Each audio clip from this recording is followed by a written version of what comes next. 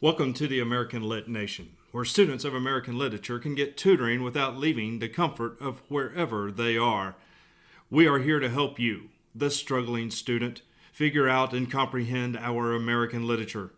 This course starts with early American literature, an exploration and study of Puritan literature, and concludes with 20th century literature many lessons down the road. We will upload as many videos as we can over the next 9 months. Yes, you heard me correctly, the next 9 months. This is going to be a full exploration of American literature and maybe even some tutoring on writing as well. So please subscribe so you can be notified anytime a new video is posted. It would also be great if you would press the like button. These two actions will go a long way in helping this channel to stay alive and in spreading the word to help others just like us that struggle sometimes with reading comprehension and those crazy questions we have to deal with on standardized assessments. We really love teaching American Lit and hope we can help you get a better grasp of the analysis and skills necessary to dissect each piece of literature we study. You will greatly benefit from your engagement in this course. Now let's get to it, and welcome to the American Lit Nation. Hello and welcome to The Crucible. Yes, this is the novel that we're starting to read this week. I'm going to read Act 1, the overture to you. Please pay close attention as I go along to the questions, the discussion questions that we will stop every now and then, let you answer them, let you reflect on what you learned during that section that we were reading, and hopefully grasp the comprehension and understanding this play, this novel, a lot better. Little background, it is written in Puritan style language. It is written on about Puritan history, about some of the events that took place. It was actually written by Arthur Miller in the 1950s because the events of the Salem witch trials back in the 17th century were very similar to the supposed witch hunts that were taking place with communism and those communist supporters back in the 1950s. So McCarthyism was afraid of the so-called communist, and which could be compared to the witches of the 1600s. There was the same type of paranoia taking place in the country. Arthur Miller himself was wrongfully accused, much like maybe these witches, so to speak, were wrongfully accused during the Crucible.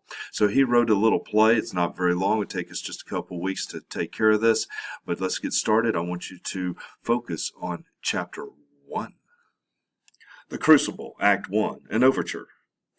A small upper bedroom in the home of Reverend Samuel Parris in Salem, Massachusetts, in the spring of the year 1692. There is a window at the left. Through it, leaded panes, the morning sunlight streams. A candle still burns near the bed, which is at the right. A chest, a chair, and a small table are at the other furnishings. At the back of the door opens on the landing of the stairway to the ground floor. The room gives off an air of clean spareness. The roof rafters are exposed, and the wood floors are raw and unmellowed. As the curtain rises, Reverend Parris is discovered kneeling beside the bed, evidently in prayer. His daughter, Betty Parris, aged 10, is lying on her bed inert. At the time of these events, Parris was in his middle 40s. In history, he cut a villainous path, and there is very little good to be said for him. He believed he was being persecuted wherever he went, despite his best efforts to win people and God to his side. In meeting, he felt insulted if someone rose to shut the door without first asking his permission. He was a widower with no interest in children or talent with them. He regarded them as young adults, and until this strange crisis, he, like the rest of Salem, never conceived that the children were anything but thankful for being permitted to walk straight, eyes slightly lowered, arms at the sides, and mouths shut until bidden to speak. His house stood in the town, but today we would hardly call it a village. The meeting house was nearby, and from this point outward, toward the bay or inland, there were a few small-windowed dark houses, snuggling against the raw Massachusetts winter. Salem had been established hardly 40 years. Before, to the European world, the whole province was a barbaric frontier, inhabited by a sect of fanatics who, nevertheless, were shipping out products of slowly increasing quantity and value. No one can really know what their lives were like. They had no novelist and would not have permitted anyone to read a novel if one were handy. Their creed forbade anything resembling a theater or vain enjoyment. They did not celebrate Christmas, and a holiday from the work meant only that they must concentrate even more upon prayer. Which is not to say that nothing broke into this strict and somber way of life.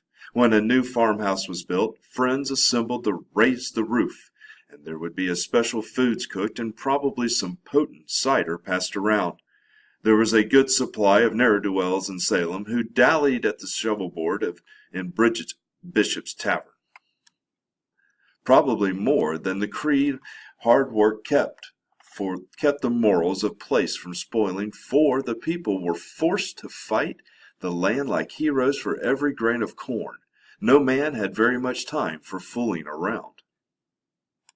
That there were some jokers, however, is indicated by the practice of appointing a two-man patrol, whose duty was to walk forth in the time of God's worship to take notice of such as either lie about the meeting house without attending to the word and ordinances, or that lie at home or in the fields without giving good account thereof, and to take the names of such persons, and to present them to magistrates, whereby they may be accordingly proceeded against.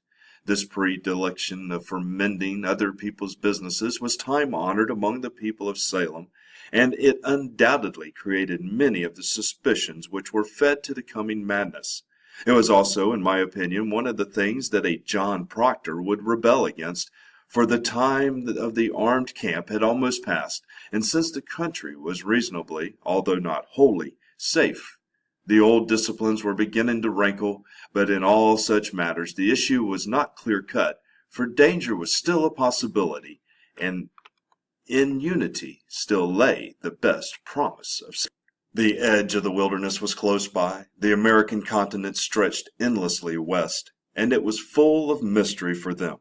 It stood dark and threatening over their shoulders night and day, for out of it Indian tribes marauded and from time to time, and Reverend Parris had parishioners who had lost relatives to these heathen. All right, so let's look at a few questions here. The first question we want to look at is, let's describe the mood of the people. Let's cite some evidence to describe that mood, and let's identify who are the heathen. The fourth question that we want to address at this point is, based on the context clues, what does Reverend Parris do for a living? Take a few moments and identify this in your book. It's in the paragraph that we just read. Let's take a look here. For this first set of questions, I will guide you through them. I have highlighted a few things in the previous paragraph, the last paragraph that I read. As you can see, I highlight mystery, I highlight dark and threatening over their shoulders at night and day. Indian tribes marauded them. Reverend Parris had parishioners and relatives to these heathen.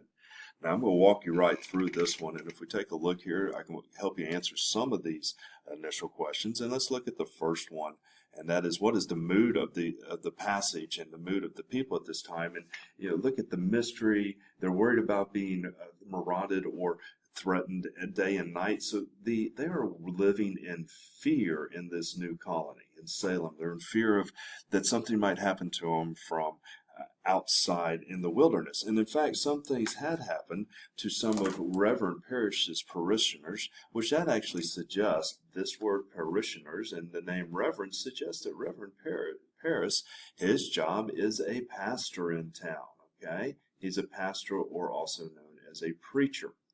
And then the other question that we wanted to look at here is, who are the heathens? And in this case, the heathens that he's referring to are the Indians, or what we call today Native Americans. And so I'm going to label it that way. And I suggest as you read along with this story that you do the same thing. You get some colored pencils or some pens, and you annotate as you go along to help address the questions that I will ask periodically. This way you can have it right there in your book, and it's handy. And I've also here, one of the things I asked you to do in the other question was to cite, give us a citation of the evidence, and I highlighted that in pink, or with the statement mystery and dark and threatening over their shoulders at night and day, for out of the Indians marauded from time to time. That would be the evidence that we would want to, if we were writing a paper, to tie in to our paper, quote that citation. Okay, so that addresses those first four questions, and we'll continue reading at this point. Now let's pay close attention to this next little section, next little paragraph. Actually, I'm going to have a few more questions for you to address because these are key parts of getting us started in the right direction of this play. So here we go. We continue reading. The parochial snobbery of these people was partly responsible for their failure to convert the Indians. Probably they also preferred to take land from the heathens rather than from fellow Christians. At any rate, very few Indians were converted, and the Salem folk believed that the virgin forest was the devil's last preserve, his home base, and the citadel of his final stand. To the best of their knowledge, and the American forest was the last place on earth that was not paying homage to God. All right, here are a few questions that I want you to address. The first one is, what does the word parochial mean? The second question is, what was ironic about the way the Puritans reacted to the Indians? And then the third question is, what did the Puritans think of the wilderness? These are some very key questions to understanding what the settlers at that time were going through and their opinions and the way they were approaching the situation. So make sure you answer these three questions. Continuing on. For these reasons, among others, they carried about an air of innate resistance, even of persecution. Their fathers had, of course, been persecuted in England, so now they and their church found it necessary to deny any other sect of its freedom, lest their New Jerusalem be defiled and corrupted by wrong ways and deceitful ideas. They believed, in short, that they held in their steady hands the candle that would light the world. We have inherited this belief, and it has helped and hurt us. It helped them with the discipline it gave them. They were a dedicated folk, and by and large, and they had to survive the life they had chosen or been born into in this country. All right, here are three more questions for you to address. The first one is, according to Arthur Miller, why did the Puritans persecute others? Second question that you need to address at this time is, what does the candle represent in the metaphor? I've highlighted the metaphor here to help you find it and answer that question. And the last question on this slide, how does this belief that America is still the beacon of light exist today in the 21st century, as Miller implies? The proof of their beliefs' value to them may be taken from the opposite character of the first Jamestown settlement. Farther south in Virginia, the Englishmen who landed there were motivated mainly by a hunt for profit. They had thought to pick off the wealth of the new country and then return rich to England. They were a band of individualists and a much more integrating group than the Massachusetts men. But Virginians destroyed them.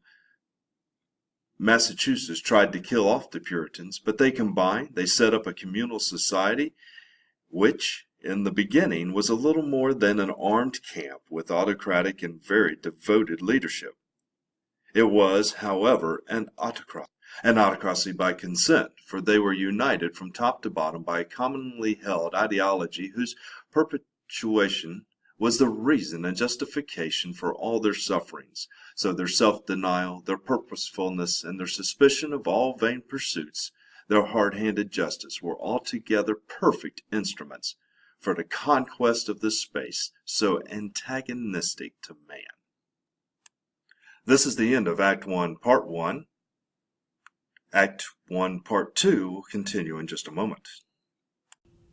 Thank you for watching Part 1, Act 1 of The Crucible. Be sure to subscribe and click on the bell so that you can be notified when Act 1, Part 2 is posted. Once again, thanks for joining the American Lit Nation.